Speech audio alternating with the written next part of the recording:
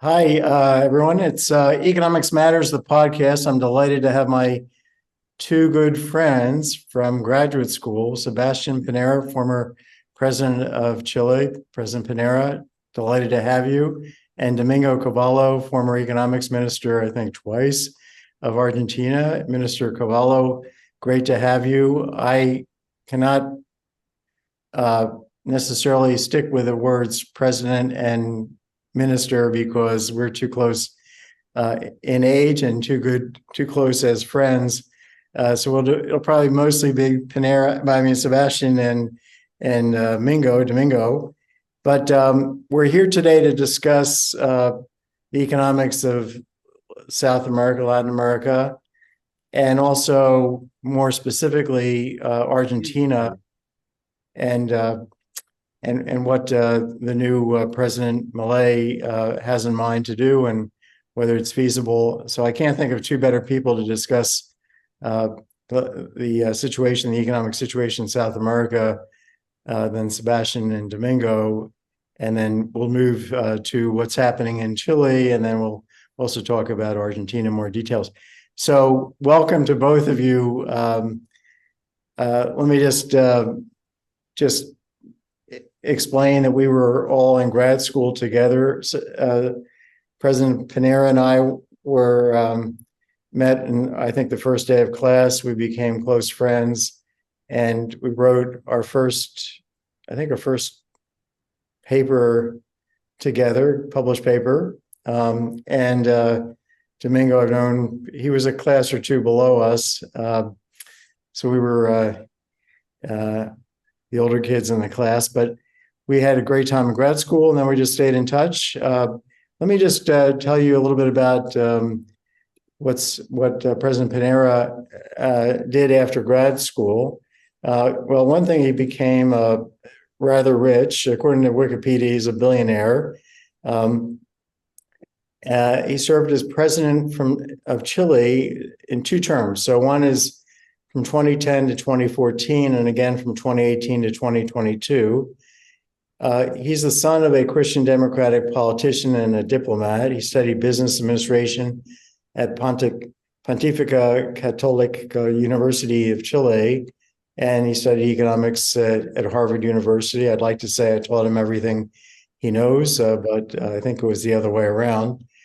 As of January 2023, it says here in Wikipedia, he has a lot of money, but who knows exactly. But I know that he's doing very good things with the money he's been able to earn through entrepreneurial activities, brilliant ones in all kinds of areas, introducing Apple Computer to Chile, and I think owning Lon Chile at some point, just a variety of different enterprises. And he's a member of the Liberal Conservative National Renewal Party. He served as a senator for the East Santiago district from 1990 to 98. He ran for president in 2005 election, but he lost to Michelle Bachelet. And again, he won in 2010. He became Chile's first conservative president to be democratically elected since 1958. That's quite the statement, if you think about it. Chile was going through kind of socialist politics, and then there was the coup organized by Augusto Pinochet in 1990, and here in 2010, so we're talking quite a while. 20 years later, we have the first conservative president freely elected. So that's about Sebastian. Let me talk a little bit about Domingo. Domingo is an Argentine economist and politician. Between 1991 and 96, that's 5 years, he was Minister of Economy during President Menem's presidency. He's known for implementing the convertibility plan, which established a currency board where the dollar was pegged 1-for-1 with the peso. And just listen to this, when he became economics minister, inflation was running at around 1,300 That's 1,300% per year in Argentina. By 1992, after he's economics minister for a year or so, he brought that down to 20%. And then in the 1990s, throughout the rest of the 1990s, it was down to zero. So this plan worked extremely well, at least for a while. He implemented pro-market reforms, which include privatization of state enterprises, productivity per hour worked during his 5 years as minister of President Menem increased by more than 100%. In 2001, he was the economy minister for 9 months during the 1998-2002 Argentine Great Depression. And then there was a bank run, and he had to implement a restriction on cash withdrawals called the Corralito. And then this was followed by riots in Argentina in December and the fall of President de la Rua as president. Domingo has a doctorate in economic sciences from the National University of Cordoba, and he obtained, as I mentioned, his PhD at Harvard University with the two of us. He's got 5 honorary degrees. He's taught at the University of Cordoba, New York University, Yale University, Harvard University. Everybody knows Domingo, and everybody knows Sebastian in the world of finance and economics. Sebastian, I think, did marvelous things as president, despite lots of opposition from certain parties to improve the economy, and the economy performed extremely well. I visited Argentina during his first presidency every year, and then kept track thereafter. So he has a fantastic record as well of producing a solid economic policy. So let me now turn it over to you, President Piñera, Sebastian, to discuss for a little bit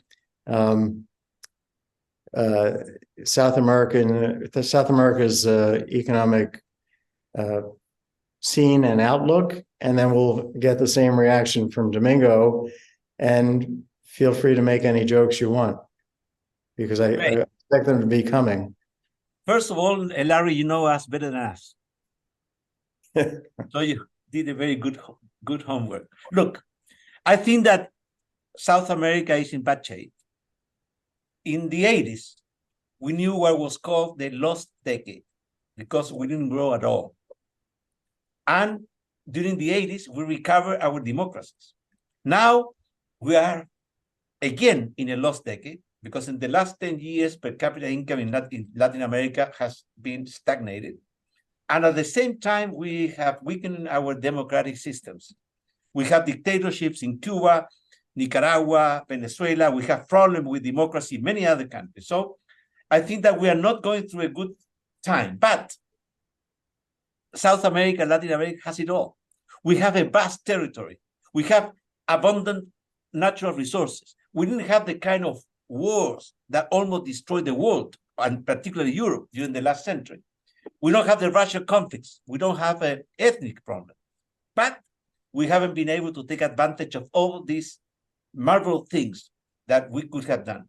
So I think that Latin America has to re-encounter with the key aspects and the key pillars of development, which is a stable political system based in democracy, a free and open economic system based in a social market economy, and a more strong commitment with social mobility, fight on poverty, and equality of opportunity. Those are the 3 main things that we need to improve in order to be able to take advantage of all our great opportunities. And on top of that, now that we are living in the society of knowledge, we need to increase in a Copernican way the quality of education. We need to invest much more in science and technology, and we need to improve the quality of politics. Those, I think, are the 3 main new pillars in order for Latin America to be able to take advantage of all its opportunities. In the case of Chile, Chile was the poorest Spanish colony in Latin America.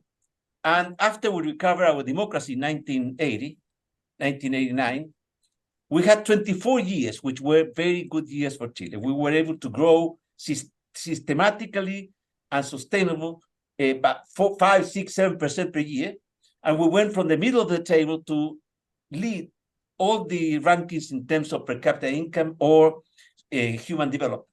And we were able to reduce poverty from more than 60 to less than 10% in that period, to multiply by 5 our per capita income, and at the same time to create a solid institution to face all the challenges of democracy and development. Unfortunately, now we are going through a difficult period again because we have a leftist government, basically bad ideas, bad management, bad results. And now the economy is stagnated, and we are waiting because Chile will need to undertake the structural reforms that allow us to what was called the Chilean miracle. So we are working on that, and we are seeing that the rest of the continent, Argentina, Brazil, Colombia, Peru, Bolivia, and Venezuela, are facing big trouble. So I say that this is an extremely rich continent, but it has been impoverished by bad politics. And what do you trace this to? Is there some kind of South American disease that it's kind of can move 5 steps forward and then 6 steps back and then another 7 steps forward? I mean, why is it, you're right that it has so many advantages compared to like Europe, and certainly when you go down to South America, you see you meet all kinds of great entrepreneurial business people and well-educated people, and it seems like the basic education is very good. What do you think's going on over this? If you look at the century-long history of South America, going back from colonial times till the present, do you have any kind of theory of the stagnation? Well, there are many theories. Some people think that because we were conquered by the Spaniards, but that's not the real answer. Other people think that we haven't been able to hack the main pillars of development. In Latin America, we haven't been able to have a stable democracy. We have been a very unstable system with the military governments, democratic governments. And on top of that, I think that we have been many times caught in what is called the middle income trap. Imagine Argentina, for instance, was one of the richest countries in the world at the beginning of the last century. Venezuela was one of the richest countries of the world a few decades ago. Now, how many countries have been able to cross that trap from underdevelopment to development in the last 60 years? Only a few. Singapore, Taiwan, Korea, and some others. None of them in Latin America. On the contrary, in Latin America, we have 2 cases that have crossed that line, but in the wrong direction, from development to underdevelopment, which is Argentina and Venezuela. So that's a very good question, because I think it's not in the essence of our people. It's just that our leader, our politicians, have not been able to take advantage of the huge opportunities that we have in Latin America. And besides that, and I finish with this, Latin America has what the world needs now. We have a huge land to produce agricultural products. We have the largest reserves in terms of copper, lithium, which are very necessary for decarbonizing our energy matrix. We have, at the same time, a lot of natural resources. So I think that now Latin America has everything that the world needs. So we have a second opportunity to do that big jump. Remember the big push theory of Ronan? Right. To take advantage of everything that we have and transform Latin America in a developed continent. And that's what we're trying to do in Chile. We were trying to do in Chile, and we were very successful in that direction until something happened in the road. And now we have to recover not only we have to recover our capacity to take advantage of our own opportunities. So the people of Chile obviously love you because at least they love Chica, your wife. I always think that she's behind your political success, to tell you the truth. But just kidding aside, would you be thinking about running again? Are you able to legally become president again? I am able legally, but my wife would never allow me to do so. Okay. Well, we'll have to talk. I have to make a choice between my country and my wife. Okay. Well, we'll need to talk to your wife a little bit, but Domingo, let's talk to you about how do you see things? I mean, I think Sebastian gave a terrific summary of where things have gone and they haven't gone well.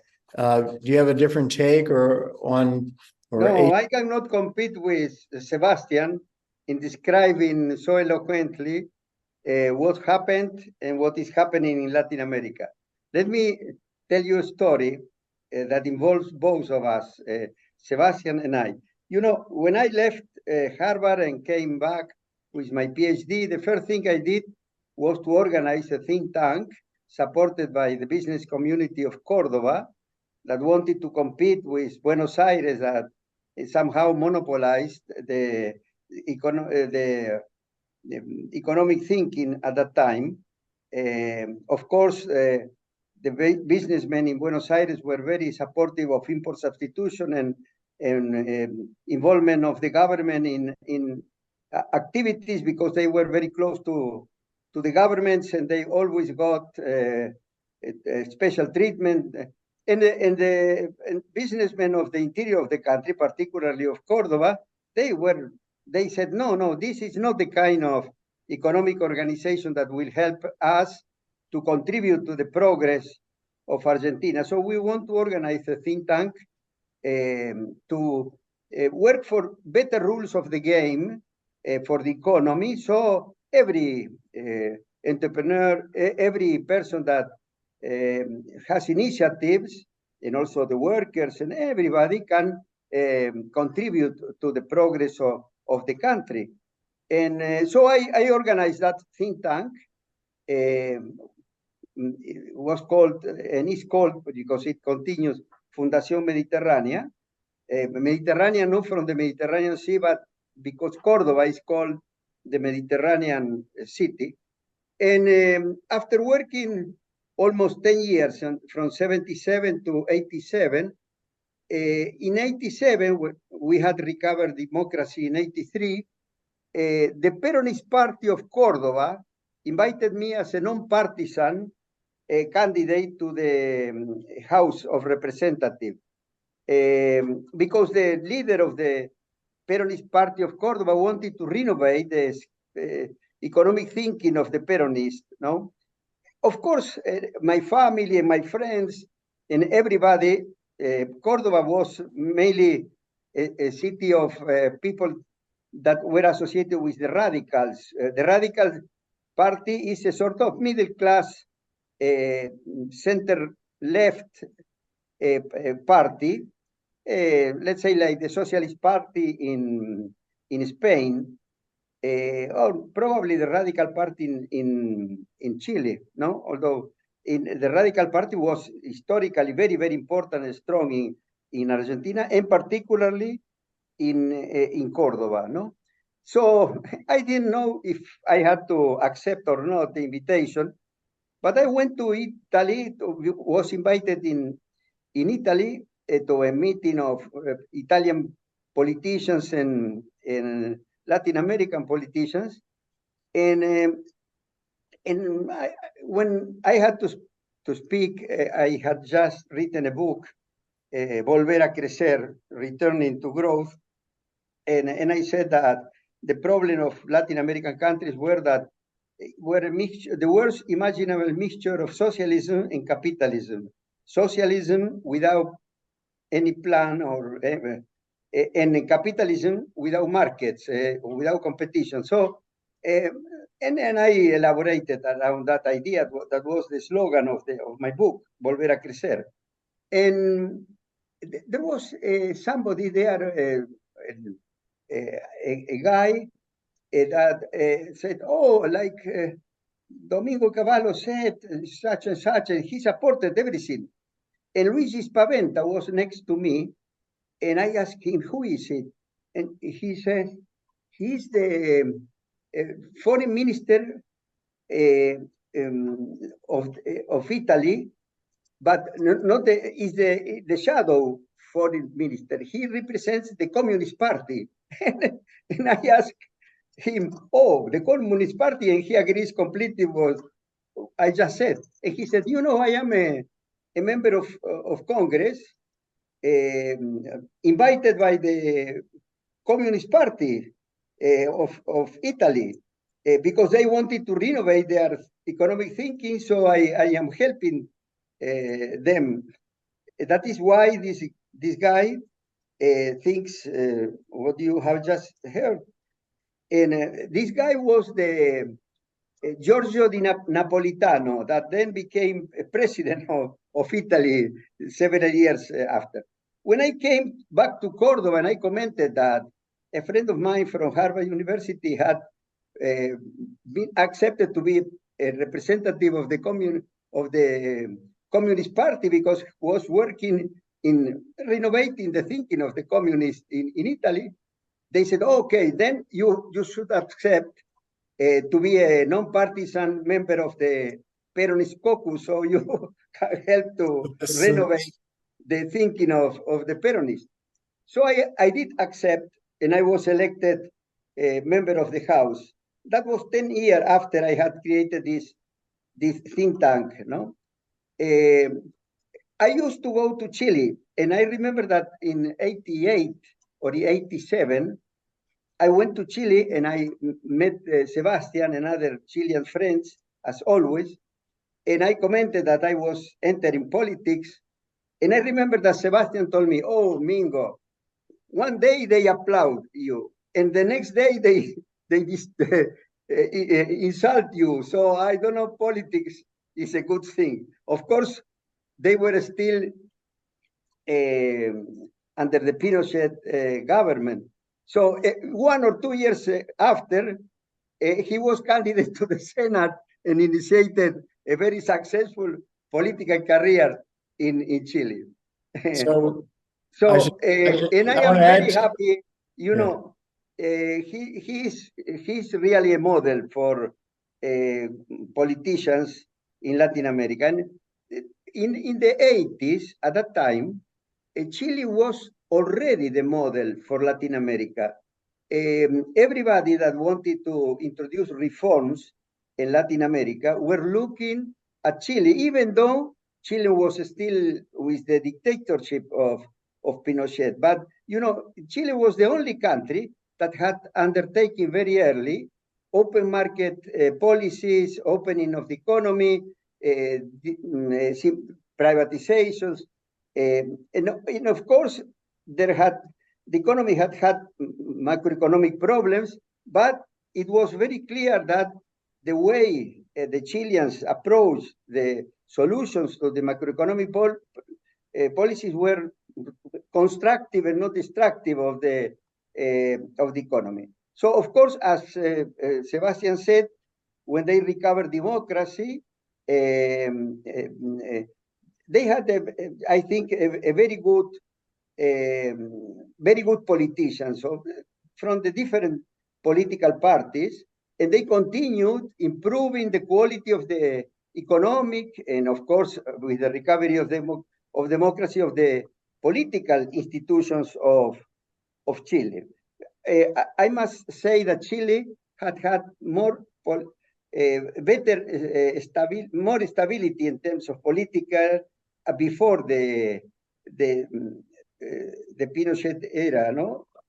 Different from Argentina that had a lot of instability before that period. So what do you think? What do you think explains? You know, do you have a theory of Latin American stagnation or slow progress or moving forward and then falling back? Do people just like to fight in South America, the different groups?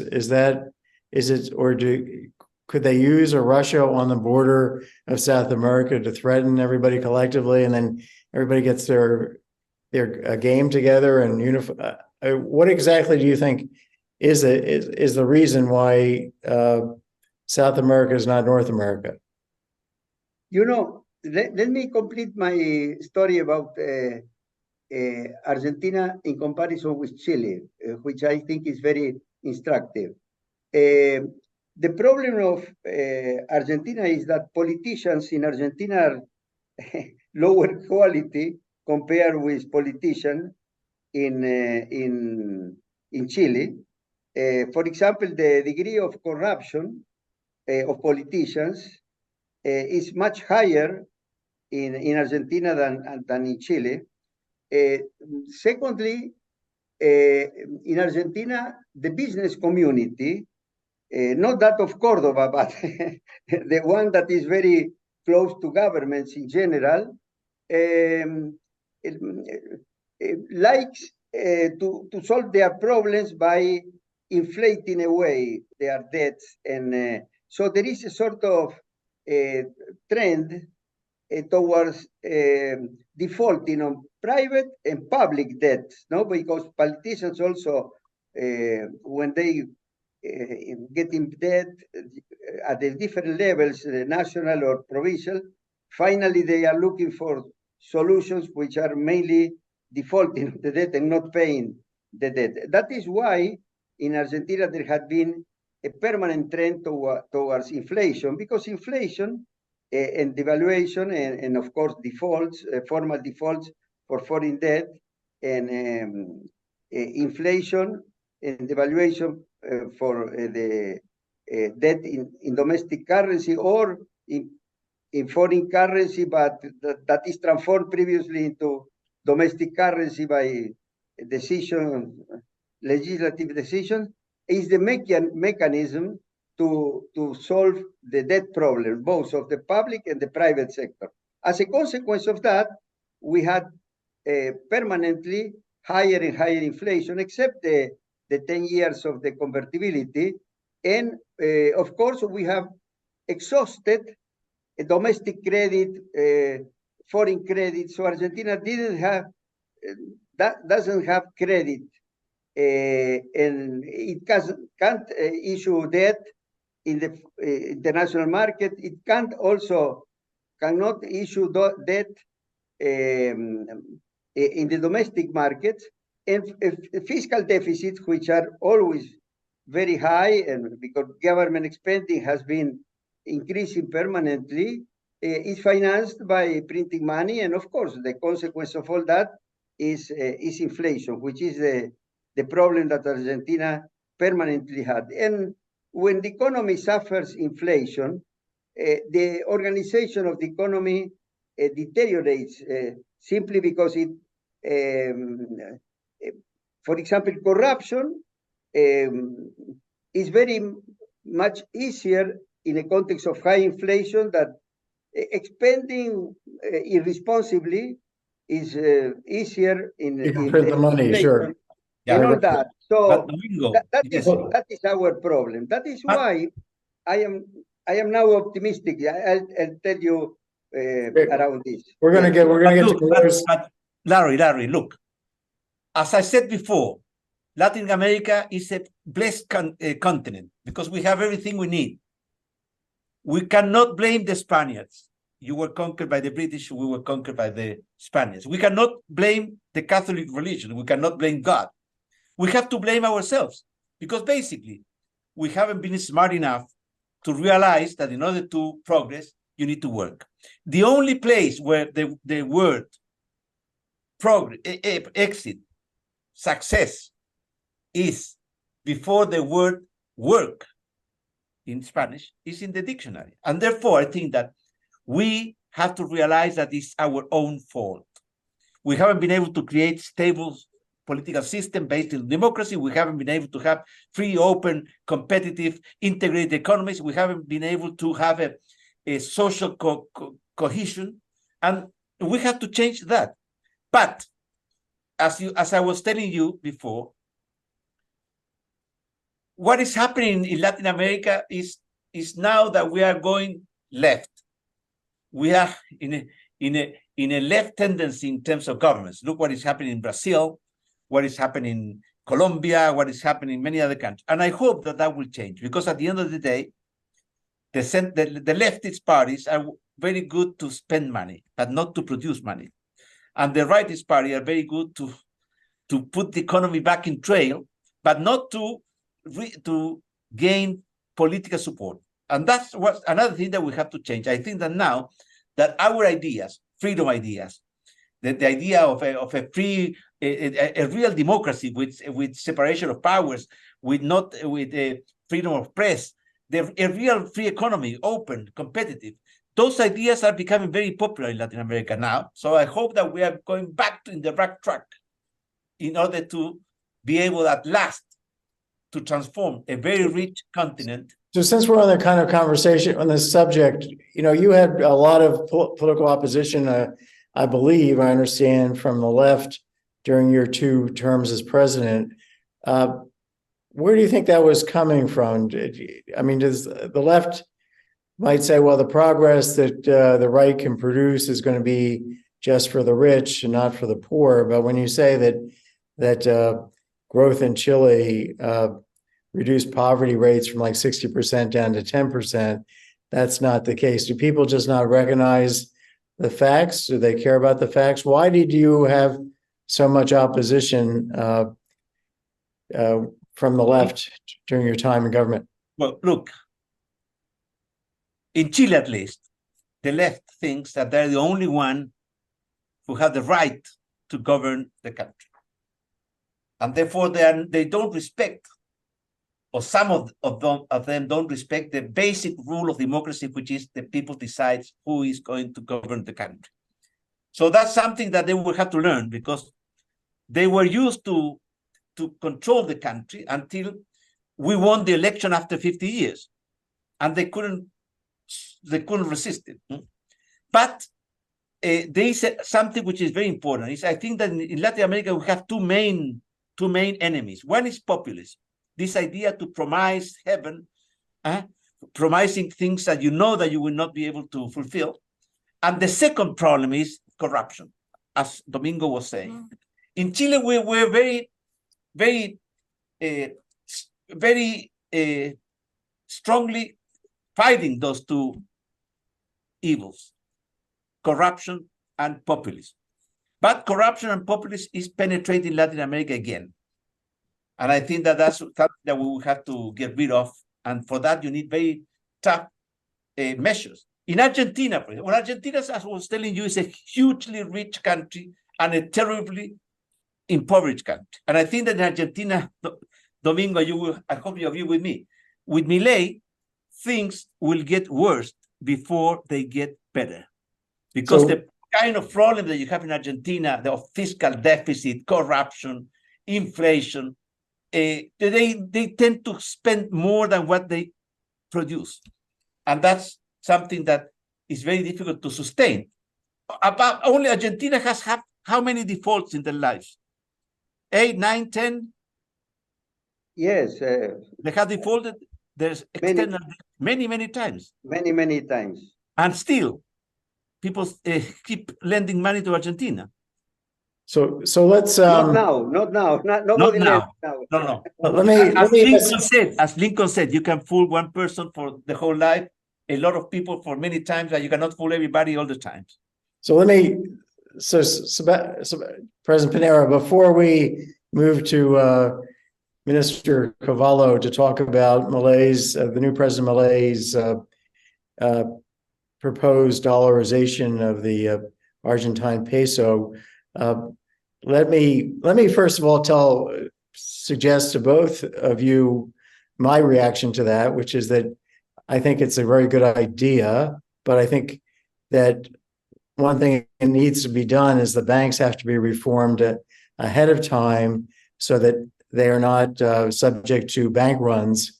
And to do that, the banking system needs to be converted into a mutual fund system where all the limited purpose banking, about, which I've been proposing for quite a while now, which involves just, instead of having a bank where they borrow money and then invest it and promise to pay you back, and then if they run out of trouble, if the government doesn't have dollars to bail them out, they will have a banking collapse, and then the government will have to print money. The whole thing will collapse, print pesos. The idea here is that all the banks are mutual fund companies where they don't borrow money, take in money and say, we will promise you to give you back the money tomorrow. It's a demand depositor. We'll sell you a bond. but rather they take in money by selling shares. And then if the investments go south, the shareholders lose value, but the whole financial infrastructure doesn't collapse. Is that something, first of all, what's your general reaction to dollarization in Argentina? And what do you think about limited purpose banking as a way to make this actually work? Well, first, well, let me start with Sebastian first, and then we'll come to you, because I think Sebastian, what do you think? First of all, of course, if you want to avoid financial crisis, which in the US you have had many, right. One way to do that is that everybody is a shareholder. Nobody's a creditor or a debtor. So the limited purpose banking guarantees. I mean, you may have some exemption for cash money banks or things like that you want to guarantee back to back. But that's a good idea to avoid financial crisis. You buy shares and therefore you take you are part of the profits and you're also part of the losses. That's a very good idea to stabilize the financial system. In the case of the Argentina, I think that dollarization will be very, very difficult. First of all, because the real problem is the fiscal deficit. If you not control that, even if you dollarize, you will not be able to finance that fiscal deficit. So I think, besides that, I think that it will cost about $40 billion to buy all the currencies, all the pesos, and all the debts in pesos. And Argentina doesn't have that kind of money now. So I think that President Milei is turning a little bit, and that will not be the first measure. I think that when he designed the next president of the central bank, is given a very strong sign in that respect. But what Argentina has to do, first of all, I think they will have to reduce the fiscal deficit abruptly, not gradually, but in a very fast way. Second, I think they will have to unify the exchange rate. They cannot have so many different exchange rates, which is a source of inefficiency and a source of corruption. Third, I think that if they do that, they will be able to control inflation, and then they will be able to do something different, like eliminating the central bank. I prefer an autonomous central bank that cannot lend money to the government. In the case of Argentina, the central bank is the last lender of the government, and it shouldn't be that way. And right. Besides that, I think that they will have to strengthen their institutions, because the institutions in Argentina are very weak and are very politicized. So there are so many things that Milei has to do, and he will face a huge opposition from right. the trade unions and also from the terrorism. Look, Argentina has had 70 years of populism and demagogy. And that's why one of the richest countries in the world. Except the 90s. Except the 90s. I agree. Those are the exceptions that prove my thesis.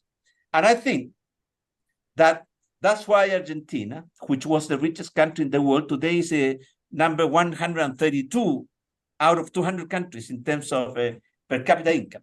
So it has had some periods of wisdom and stability, but the average has been very bad economic policies, populism, corruption. Okay. Let me turn to Domingo. Domingo, let me ask you about this version of dollarization. Sebastian correctly pointed out that if the government were to actually try and buy up the pesos with dollars, they would need $40 billion. We think roughly that amount, which they don't have. They will not likely be able to borrow those from abroad, perhaps. But another way to go would be just tell me what you think of this, and then tell us what you think of the whole idea and how you would implement it, because basically you tried to implement something pretty close, which is pegging the dollar to the peso, and it did work for many years. But what about this idea, which is just to make the dollar legal tender, and gradually to have the government have the central bank never print no money. So I don't know if that requires shutting down the central bank or just passing a law that the central bank will not be printing money, period, to finance the government spending, and then to go to limited purpose banking to make sure that there's no longer future bank runs. Is that a way that Milei could proceed with this? How does that connect to your views? Yes.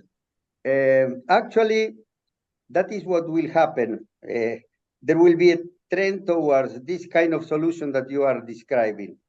Let me explain why Milei used the expression dollarization in his campaign, and why he used, I don't know the name in English, but he says that he has a machine to cut the government spending and to eliminate the deficit, no?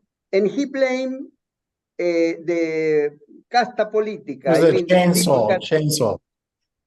chainsaw, chainsaw, I think, was the machine. Chainsaw, yes. Yeah.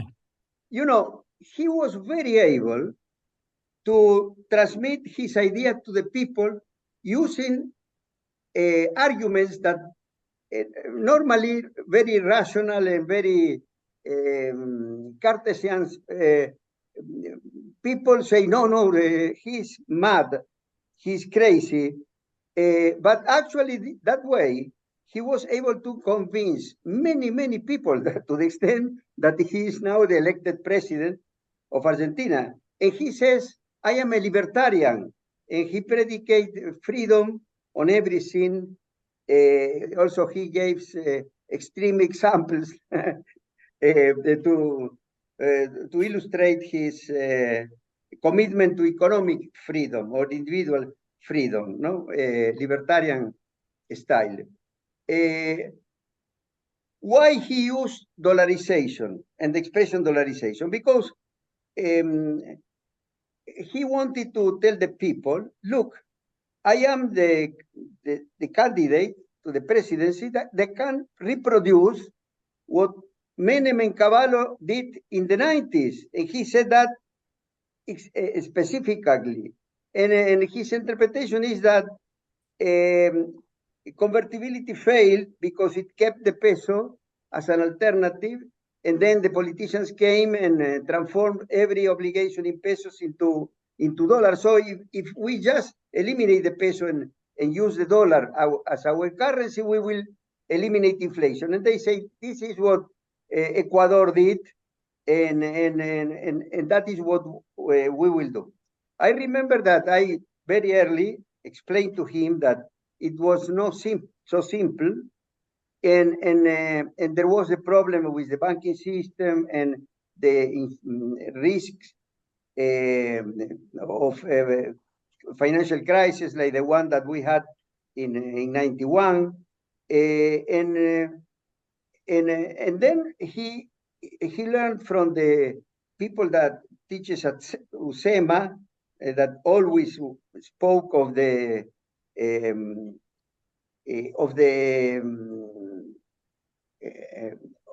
banking, what is this? The separation of banks, commercial banks from investment banks, and that idea. And he said we will start ring fencing, I think is the ring fencing. Financial reform. Yeah, but that was a law. That was a law that was approved in the US after the big crisis of 1929.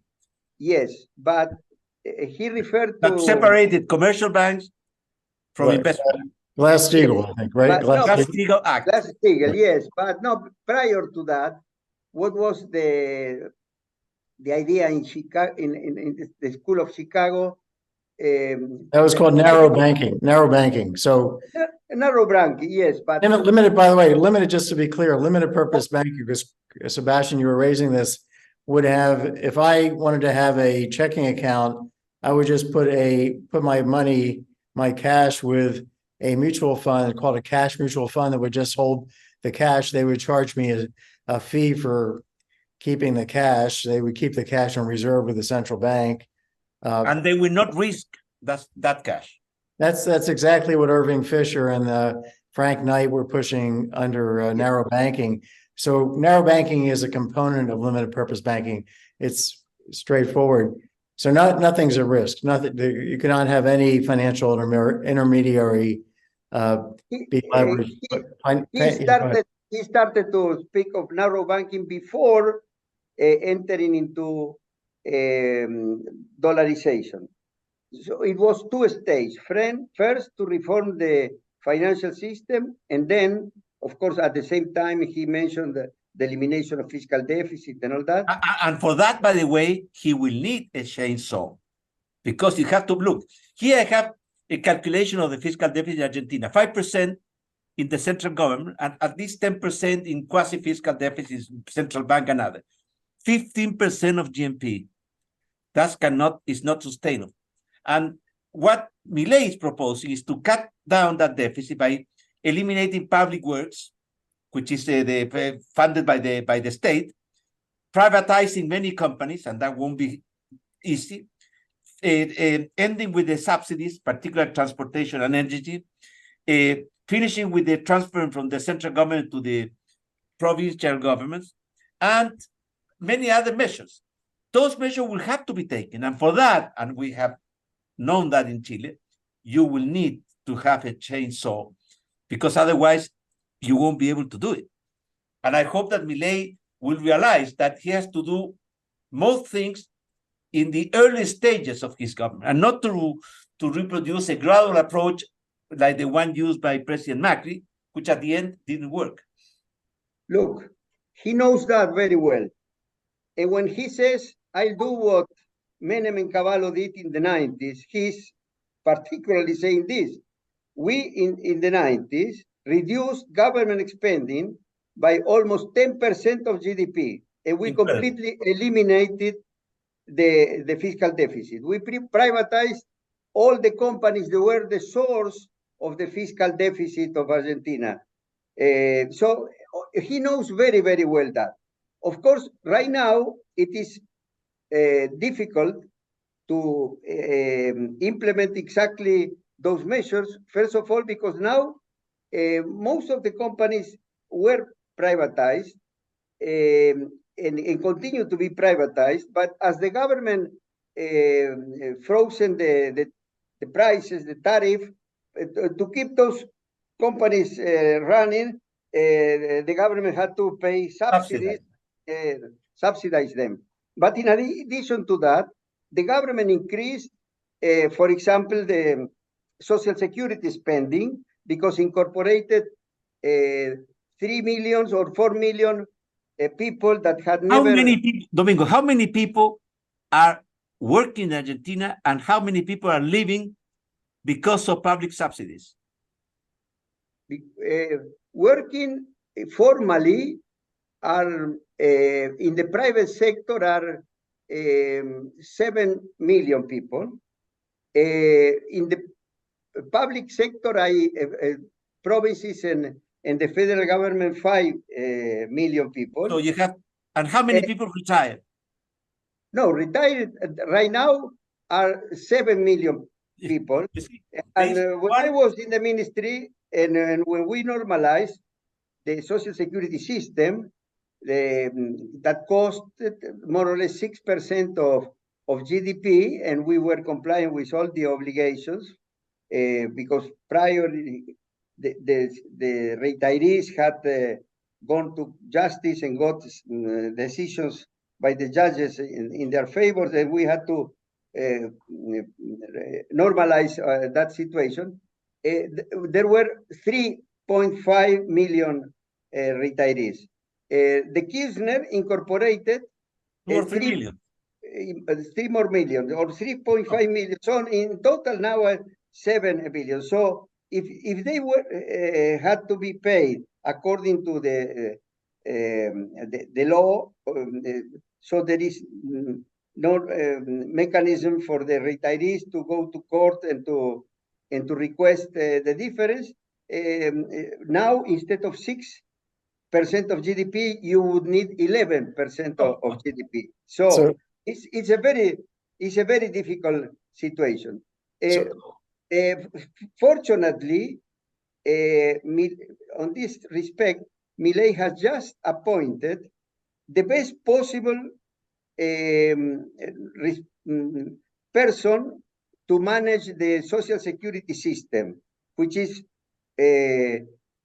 Osvaldo Giordano, right now Minister of Economy of the province of Córdoba and a former Fundación Mediterránea a technician, a person really very able, but it will be a very difficult So Domingo, since we don't have too much more time, let's suppose that you're appointed economics minister. Let me, I didn't finish explaining what is dollarization for Milei. Dollarization was the way to explain to the people that he would eliminate inflation. But originally, he thought that first he had to reform the social security, the financial system. At that time, I sent him your papers on limited purpose banking, because I thought, look, this is the really a very thoughtful way to approach the question. But then Emilio Campo came with this idea that it would be possible to dollarize immediately if the assets of the central bank would be transformed into $40 billion and then pay in dollars all the peso liabilities of the central bank. And of course, he got enthusiastic about that possibility, and everybody that mentioned dollarization started to talk of this alternative. Of course, I never supported that possibility, because I knew that how could Argentina get $40 billion and to dollarize? So fortunately, right now, Milei has discovered very clearly that that is not possible.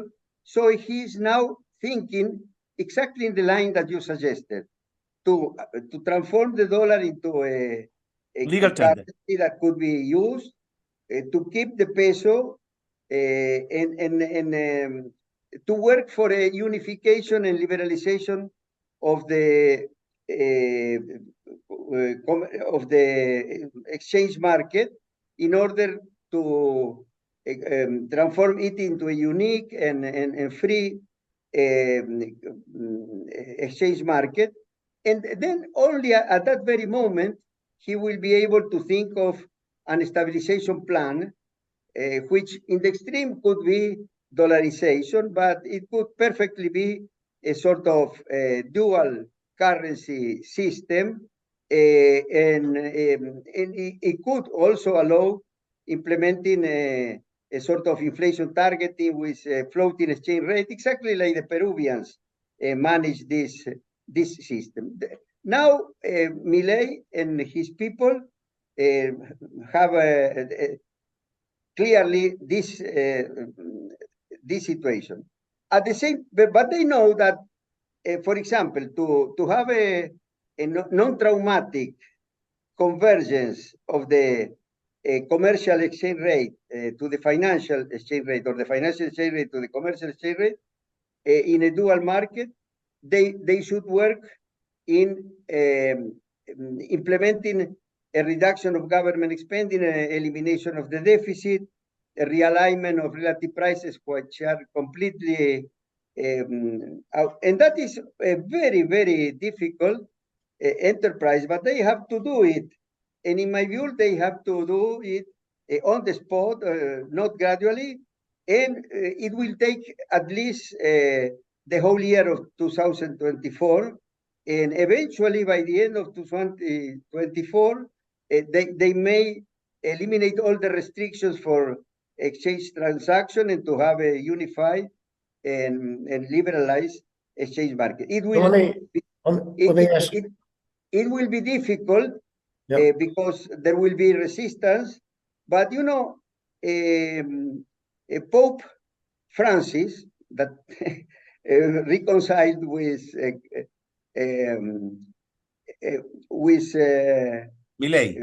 Milei, after Milei has said that he was the devil or something like that, because he always exaggerates in his statement, told him, look, you need to have courage and sabiduría and wisdom, no? And he said, okay, courage I have, wisdom I am trying to get, no? And I think, I am trying to work for the success of Milei, because if he does not succeed, there will be probably a setback. If he doesn't succeed, we will have to cry again for Argentina. Yes, yes. Yeah, that's a good way to put it. So, are you going to be the economics minister? Are you going to come back as economics minister? No. Never. I will never come back. I am still dealing with accusations in court. I have had all my property, which is not that large, is very. I never accumulated wealth, but I still cannot sell my property. For example, in Argentina, I wanted to purchase something in the United States where all my children live, but I could not sell anything because I am still with embargoes. No, in Argentina, to be a politician, and particularly if you are honest, is very dangerous, no? And that is why many people don't want to get involved. Do not want to get involved. For example, my children, I have 3 PhD in economics, one with tenure at Harvard, the other doing research in the IDB, the third teaching, but none of them would come to work here in Argentina because they saw the suffering of, they are suffering in that of Sonia and my family, but I was and I am always ready to try to help the politicians that have the courage and the wisdom to solve the problem. So I'll be trying to help Milei. I should tell everybody the story that when Domingo went back to work for to try and rescue the Argentine economy in 2000, 2001, 2, and then the financial panic occurred and banks failed, and you had the Corralito, and that didn't, people got upset that the reward that the Argentine government gave you for the next president that came in, there was basically a president every 2 days, was to put you in jail. And yes. And then I remember that Sebastian came with a camera to Right. visit me, and you organized a group of people that signed, an impressive group with several Nobel Prizes that signed. Yeah, let me tell you the story. I had heard that you were in jail, and then about 6 months later, I was told that I was invited to give a talk at Tella University, and I said, "Well, Domingo is still in jail. I think it's long enough." So I somehow contacted you, and you connected me with the dean of the NYU Business School, and together we organized, I think it was a $50,000 ad in the New York Times. We had all these top financial folks, Stan Fisher, Paul Volcker. It was a who's who of top economists and top business people, all of whom were saying, these are trumped up charges, release Domingo Cavallo. He's the best thing that ever happened to Argentina. And sure enough, then I came down and I visited you in jail, gave my talk. You were still in jail when I left, but 2 weeks later, the Supreme Court let you out. So I think this was an example of collective action working. I want to thank you both. Sebastian, do you have any final thoughts, words? You're going to run for, I hope you're going to run for president again. Chile needs you. And I'll be happy to serve as your economics minister and Domingo as my deputy. Only two things. What? First, only two things. First, what you did in the 90s was very brave and was very wise. Unfortunately, you couldn't end that because a different story will be the story of Argentina if that has succeeded. And now I'm very glad that you will be helping, because in 2024, Argentina will need a lot of help. And after that, more, even more, because you are in such a mess.